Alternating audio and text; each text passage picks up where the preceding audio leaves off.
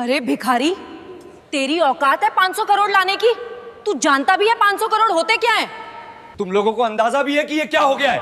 500 करोड़ रुपए गायब हैं। अगर ये पैसा अभी के अभी वापस नहीं आया तो मैं बर्बाद हो जाऊंगा।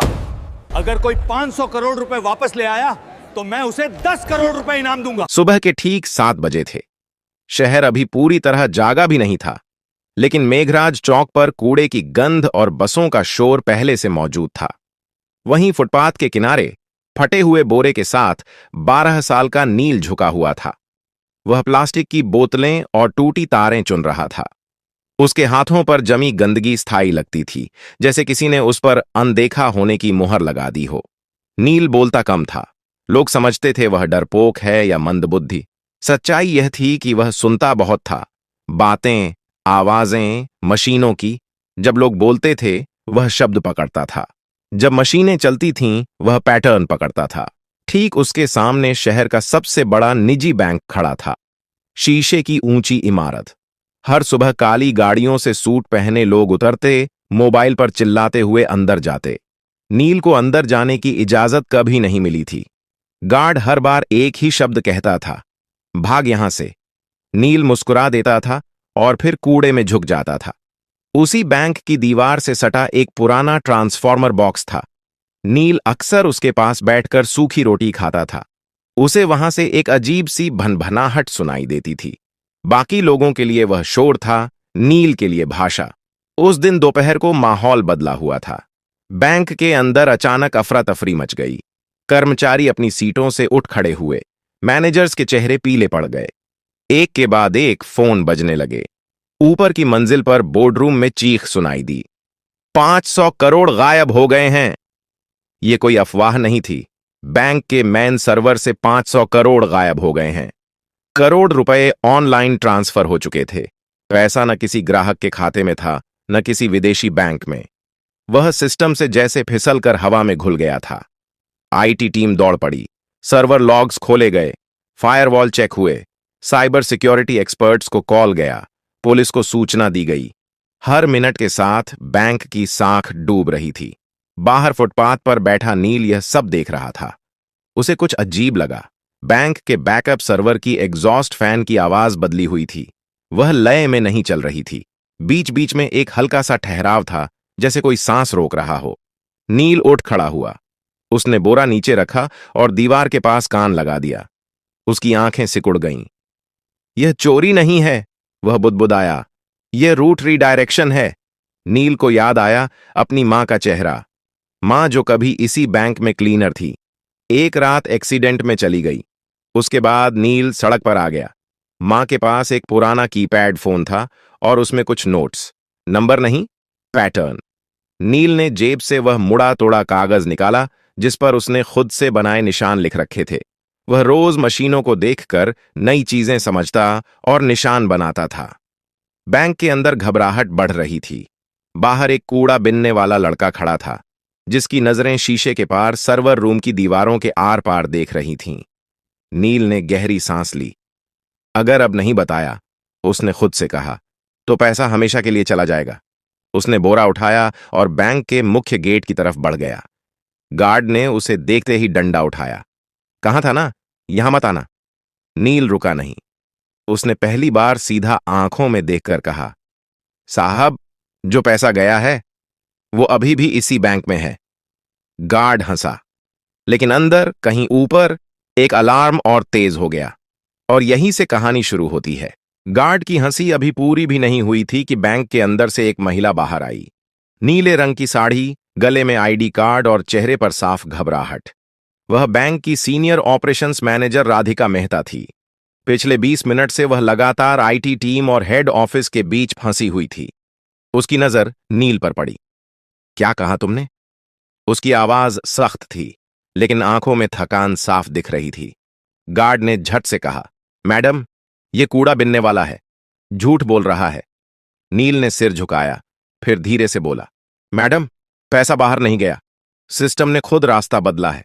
अगर अभी कुछ नहीं किया गया तो 3 घंटे बाद वो पैसा अपने आप मिट जाएगा। यह सुनते ही राधिका का दिल धक से रह गया। तुम्हें कैसे पता? उसने बिना सोचे पूछ लिया। नील ने बैंक की दीवार की तरफ इशारा किया। आपके बैकअप सर्वर का फैन 30 सेकंड में एक बार रुक रहा है। ऐसा तब होता है जब लोड जानबूझकर घुमाया जाता है। यह चोरी नहीं है, यह ट्रैप है। वह बोलते समय न घबरा रहा था न तेज, जैसे यह सब उसके लिए नया नहीं था। राधिका ने एक पल सोचा। अंदर आईटी हेड चिल्ला रहा था कि डेटा फ्लो समझ नहीं आ रहा। पुलिस रास्ते में थी, मीडिया को भनक लगने ही वाली थी। उसने गार्ड को देखा। इसे अंदर आने दो। गार्ड चौंक गया। मैडम, यह, मैंने कहा, अंदर आने दो। नील पहली बार बैंक के अंदर गया। एयर कंडीशन की ठंडी हवा से वह सिहर गया। फर्श इतना चमकदार था कि उसमें अपना गंदा चेहरा देखकर उसे झिझक हुई। लोग उसे घूर रहे थे। कोई फुसफुसाया, ये बच्चा क्या करेगा? नील को इससे फर्क नहीं पड़ा। राधिका उसे सीधे आईटी फ्लोर पर ले गई। वहां 5 लोग 5 लैपटॉप और बड़ी स्क्रीन के सामने खड़े थे। स्क्रीन पर लाल रंग की लाइनें और नंबर भाग रहे थे। आईटी हेड ने गुस्से में कहा, मैडम, अभी समय नहीं है, ये मजाक नहीं है। नील ने स्क्रीन की तरफ देखा और तुरंत बोला, आप लोग गलत लॉक देख रहे हैं, असली रास्ता छुपाया गया है। कमरे में सन्नाटा छा गया। यह बच्चा हमें सिखाएगा? किसी ने तंज कसा। नील पास गया। उसने स्क्रीन के कोने में दिख रहे एक छोटे से टाइम स्टैम्प की तरफ इशारा किया। ये देखिए, हर बार ट्रांजैक्शन से 1 सेकंड पहले टाइम पीछे जा रहा है। यह मैनुअल नहीं हो सकता। आईटी हेड ने झुककर देखा। उसका चेहरा बदल गया। यह तो असंभव है। नील ने पहली बार सिर उठाकर सबको देखा। असंभव नहीं है सर। जिसने यह किया है उसने पैसा चुराया नहीं, उसने बैंक को खुद से लड़ने पर मजबूर कर दिया है। राधिका की आवाज कांप गई। तो पैसा वापस आ सकता है?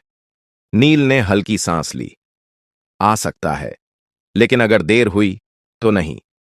घड़ी की टिक टिक तेज लगने लगी और उसी पल नील ने कहा, मुझे एक कंप्यूटर चाहिए। इंटरनेट नहीं, सिर्फ लोकल एक्सेस। कमरे में कोई बोला नहीं। पहली बार बैंक के सबसे बड़े संकट में सबकी नजरें एक कूड़ा बिनने वाले लड़के पर टिकी थीं। और नील जानता था, अब पीछे हटने का कोई रास्ता नहीं है। कमरे में एक अजीब सा सन्नाटा था। एयर कंडीशनर की ठंडी हवा चल रही थी, लेकिन किसी को ठंड महसूस नहीं हो रही थी। सबकी नजरें नील पर थीं। वह कुर्सी पर बैठा नहीं था, वह खड़ा था, जैसे बैठना उसके लिए फालतू की चीज हो। आईटी हेड ने हिचकिचाते हुए एक सिस्टम उसकी तरफ घुमा दिया। यह लोकल मशीन है, नेटवर्क से कटी हुई। अगर कुछ गलत हुआ तो भी फर्क नहीं पड़ेगा, नील ने बीच में कहा। जो नुकसान होना था वो हो चुका है। उसने कीबोर्ड को ऐसे छुआ जैसे कोई पुराना दोस्त हो। उंगलियां गंदी थीं, लेकिन चलने में झिझक नहीं थी। स्क्रीन पर एक काली विंडो खुली। राधिका ने घड़ी देखी। नील, हमारे पास ज्यादा समय नहीं है। नील ने सिर हिलाया। मुझे पता है। उसने टाइप करना शुरू किया। कोई तेजी नहीं, कोई दिखावा नहीं। हर कमांड सोचकर, जैसे वह पहले ही यह सब कर चुका हो। आईटी टीम स्क्रीन पर उभरते टेक्स्ट को पढ़ने की कोशिश कर रही थी, लेकिन वह उनकी समझ से बाहर था। एक इंजीनियर ने धीरे से कहा, यह तो सिस्टम के अंदर का रास्ता है, यह एक्सेस हमारे पास भी नहीं है। नील बोला नहीं। उसने अगली लाइन डाली। अचानक स्क्रीन पर एक मैप खुला। यह किसी बैंक अकाउंट का नहीं था, यह डेटा के बहाव का नक्शा था। तीर, घुमाव, बंद रास्ते। नील ने एक जगह उंगली रखी। यहीं फंसा है पैसा। लेकिन यहां तो कोई अकाउंट ही नहीं है, आईटी हेड ने कहा। नील ने उसकी तरफ देखा। क्योंकि यह अकाउंट नहीं है, यह एक खाली कमरा है। सिस्टम ने खुद बनाया है। राधिका की आंखें फैल गईं। सिस्टम ने? हां, नील बोला। जब किसी को सिस्टम के दिल तक पहुंचने की कोशिश करते पकड़ लिया जाता है, तो पुराना कोर एक फर्जी रास्ता बना देता है। पैसा उसमें चला जाता है। बाहर से लगता है चोरी हो गई, लेकिन असल में सिस्टम खुद उसे छुपा लेता है। कमरे में किसी ने सांस तक नहीं ली। आईटी हेड ने धीमी आवाज में कहा, लेकिन ऐसा फीचर तो कहीं डॉक्यूमेंटेड नहीं है। नील ने हल्की मुस्कान दी। क्योंकि यह फीचर नहीं है, यह डर है, मशीन का। उसने अगला कमांड डाला। स्क्रीन पर लाल चेतावनी चमकी। वार्निंग, डेटा कोलैप्स इन 17 मिनट्स। राधिका के हाथ कांप गए। इसका मतलब? नील ने कहा, अगर यह कमरा ढह गया तो पैसा किसी का नहीं रहेगा, न चोर का न बैंक का। आईटी टीम में खलबली मच गई। तो जल्दी करो, कोई बोला। नील ने पहली बार गुस्से से सिर उठाया। जल्दी नहीं, सही। उसने अपनी आंखें बंद कीं, कुछ सेकंड के लिए, जैसे दिमाग में कुछ जोड़ रहा हो। उसे याद आया वह पुराना मोबाइल, मां की आवाज, नंबरों के बीच का पैटर्न। चीजें सीधे नहीं चलती, वे घूम कर आती हैं। नील ने टाइप किया। स्क्रीन पर एक नया दरवाजा खुला। आईटी हेड फुसफुसाया। यह तो रिवर्स ट्रैक है, नील बोला। हां, अब पैसा वापस उसी रास्ते से चलेगा जिससे डर आया था। राधिका ने घड़ी देखी। 13 मिनट बाकी थे। नील की उंगलियां फिर चलने लगीं और बाहर बैंक के गेट पर मीडिया की पहली वैन आकर रुक चुकी थी। बाहर कांच के दरवाजों के पार कैमरे चमकने लगे थे। मीडिया को बस एक इशारे का इंतजार था। अंदर आईटी फ्लोर पर तनाव इतना गाढ़ा था कि जैसे हवा भी भारी हो गई हो। राधिका ने धीमी आवाज में कहा, अगर यह गलत दिशा में गया तो सिस्टम हमेशा के लिए लॉक हो सकता है। नील ने स्क्रीन से नजर हटाए बिना जवाब दिया, वह पहले ही लॉक है मैडम, बस फर्क इतना है कि अभी चुप है। उसने एक ग्राफ खोला। नीली और लाल लाइनें एक दूसरे के पीछे दौड़ रही थीं।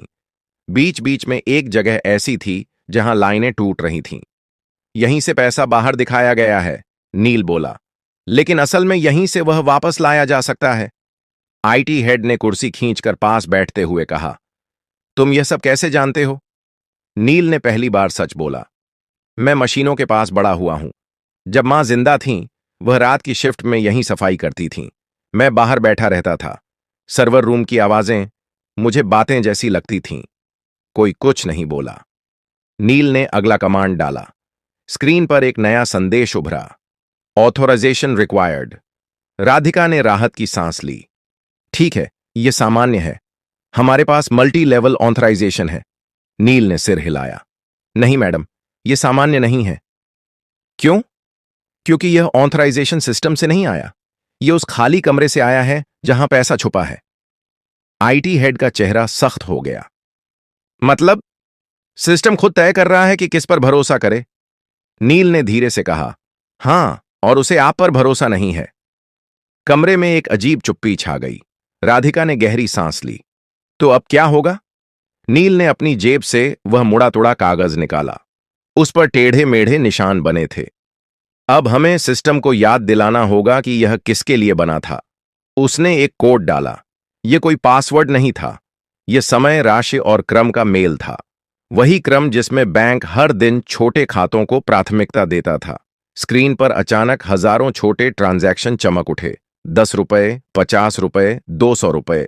आईटी टीम हड़बड़ा गई। ये क्या कर रहे हो? इससे सिस्टम और स्लो हो जाएगा। नील ने शांत स्वर में कहा, नहीं, इससे सिस्टम को भरोसा आएगा। राधिका ने हैरानी से पूछा, भरोसा? हां, नील बोला। मशीनें ताकत पर नहीं चलती, वे पैटर्न पर चलती हैं, और सबसे सच्चा पैटर्न है छोटे लोगों का पैसा। स्क्रीन पर चेतावनी बदलने लगी। Trust index rising. IT head ने आंखें मल लीं। यह मीटर पहले कभी नहीं देखा, नील ने कहा, क्योंकि आपने कभी सिस्टम से पूछा ही नहीं कि उसे क्या चाहिए। घड़ी पर नजर पड़ी। 7 मिनट बाकी थे। नील की उंगलियां अब और तेज चल रही थीं, और उसी वक्त बैंक के मेन सर्वर से एक धीमी सी बीप की आवाज आई, जैसे कोई सोया हुआ दिमाग जाग रहा हो। सभी समझ गए, अब वापसी शुरू हो चुकी थी। बीप की वह आवाज छोटी थी, लेकिन असर बड़ा। आईटी फ्लोर पर खड़े हर इंसान की रीढ़ सीधी हो गई। स्क्रीन पर बिखरे हुए तीर अब एक दिशा में मुड़ने लगे थे, जैसे कोई भटकी हुई नदी अपने पुराने रास्ते को पहचान रही हो। आईटी हेड ने हकलाते हुए कहा, डेटा फ्लो रिवर्स हो रहा है। राधिका की आंखें स्क्रीन से हट ही नहीं रही थीं। मतलब? नील ने बिना रुके जवाब दिया। मतलब पैसा लौट रहा है, लेकिन अभी सफर पूरा नहीं हुआ है।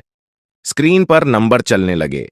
10 करोड़, 25 करोड़, 68 करोड़। कमरे में किसी की सांस नहीं निकल रही थी, लेकिन तभी एक जोर की बीप गूंजी। स्क्रीन लाल हो गई। System conflict detected. IT head उछल पड़ा। ये क्या है अब? नील रुक गया। पहली बार उसकी उंगलियां थमी। जिसने यह किया है उसे अब पता चल गया है। कौन? राधिका ने पूछा। नील ने सिर झुकाया। कोई बाहर का नहीं, अंदर का। कमरे में हलचल मच गई। लोग एक दूसरे की तरफ देखने लगे। स्क्रीन पर एक नया लॉग खुला। एक ही यूजर आईडी, एक ही मशीन, बार बार। आईटी हेड का चेहरा सफेद पड़ गया। ये तो हमारे ही नेटवर्क से है, नील ने धीरे से कहा। चोरी बाहर से नहीं हुई थी, रास्ता अंदर से खोला गया था। घड़ी देखी गई। अब सिर्फ 4 मिनट बचे थे। राधिका ने खुद को संभालते हुए कहा, नील, क्या हम इसे रोक सकते हैं? नील ने जवाब देने से पहले एक गहरी सांस ली। हां, लेकिन इसके लिए मुझे सिस्टम को पूरी तरह बंद करना होगा। 30 सेकंड के लिए। कमरे में हड़कंप मच गया। क्या? यह नामुमकिन है। पूरा बैंक ठप हो जाएगा। नील ने पहली बार सबको सीधे देखा। अगर नहीं किया तो पैसा आधे रास्ते में फंस जाएगा। न आपका रहेगा न चोर का। राधिका ने आंखें बंद कीं। एक पल के लिए, फिर बोली, करो। आईटी हेड ने चौंक कर उसकी तरफ देखा। मैडम, मैं जिम्मेदारी लेती हूं। नील ने आखिरी कमांड तैयार किया। उसकी उंगलियां हल्की कांप रही थीं, लेकिन दिमाग साफ था। उसे मां की आवाज याद आई। डर लगे तो भी सही काम मत छोड़ना। उसने एंटर दबाया। पूरे बैंक की लाइटें एक साथ बुझ गईं। कंप्यूटर, एटीएम, सब कुछ। बाहर मीडिया चिल्ला उठा। बैंक बंद हो गया, पैसा डूब गया। अंदर घुप अंधेरा था। फिर 1 सेकंड बाद, 2 सेकंड बाद, तीसरे सेकंड पर एक हरी लाइट जली, फिर दूसरी, फिर पूरी स्क्रीन। सिस्टम वापस आ चुका था और इस बार पैसे के नंबर एक एक करके सही खाते में लौट रहे थे। 100 करोड़, 250 करोड़, 400 करोड़। आईटी हेड की आंखों से आंसू निकल आए। हो गया। आखिरी नंबर रुका। 500 करोड़। रिकॉन्साइल्ड। कमरे में कोई ताली नहीं बजी, कोई चिल्लाया नहीं। सब बस नील को देख रहे थे। वह कुर्सी से नीचे उतरा, थका हुआ, खामोश। बैंक का पैसा वापस आ चुका था। अब सवाल यह था, यह चोरी किसने की थी और नील सच में कौन था? कमरे में सन्नाटा था, लेकिन यह डर का नहीं था। यह उस पल का सन्नाटा था जब इंसान समझ जाता है कि अब कहानी बदल चुकी है। स्क्रीन पर हरे रंग की लाइनें स्थिर हो चुकी थीं। 500 करोड़ पूरी तरह बैंक के खातों में लौट चुके थे। सिस्टम नॉर्मल दिखा रहा था, लेकिन लोगों के चेहरे अभी भी जमे हुए थे।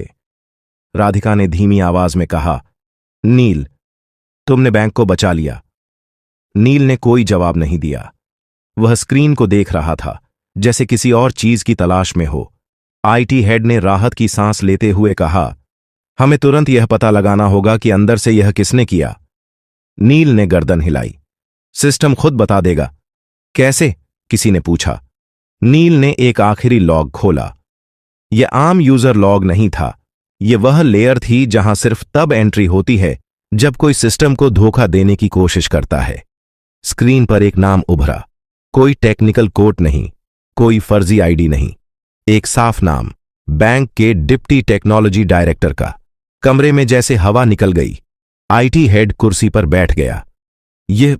यह मुमकिन नहीं है, नील ने शांत स्वर में कहा। मुमकिन है, क्योंकि उसे सिस्टम की आदतें पता थीं। उसने सोचा, सिस्टम मशीन है। उसे यह नहीं पता था कि मशीन याद भी रखती है। राधिका ने तुरंत फोन उठाया। सिक्योरिटी को ऊपर भेजो, अभी। कुछ ही मिनटों में उस अधिकारी को कमरे में लाया गया। चेहरा पीला, आंखें नीचे। वह कुछ बोल नहीं रहा था। राधिका ने सख्त आवाज में पूछा, आपने यह क्यों किया? वह चुप रहा। नील आगे बढ़ा। क्योंकि आप सोच रहे थे कि पैसा बाहर निकल जाएगा और सिस्टम आपको पहचान नहीं पाएगा। लेकिन आपने एक गलती की। आदमी ने पहली बार सिर उठाया। कौन सी? आपने छोटे खातों को नजरअंदाज किया, नील बोला। आपने सिर्फ बड़े ट्रांजैक्शन देखे। सिस्टम ने आपको वहीं पकड़ लिया। आदमी टूट गया। मुझे कर्ज में डुबो दिया गया था। मुझे रास्ता नहीं दिखा। राधिका ने सिक्योरिटी को इशारा किया, ले जाइए। जब वह बाहर गया तो किसी ने राहत की सांस ली, किसी ने शर्म की।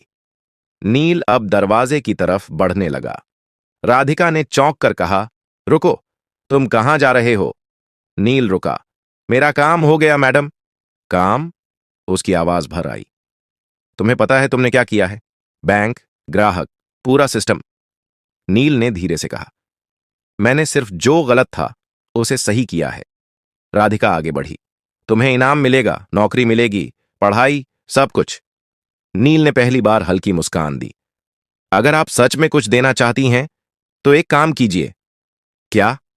बाहर जो बच्चे कूड़ा बीनते हैं ना, नील बोला, उनके लिए सिस्टम बनाइए, ऐसा सिस्टम जो उन्हें अनदेखा न करे। राधिका कुछ बोल नहीं पाई।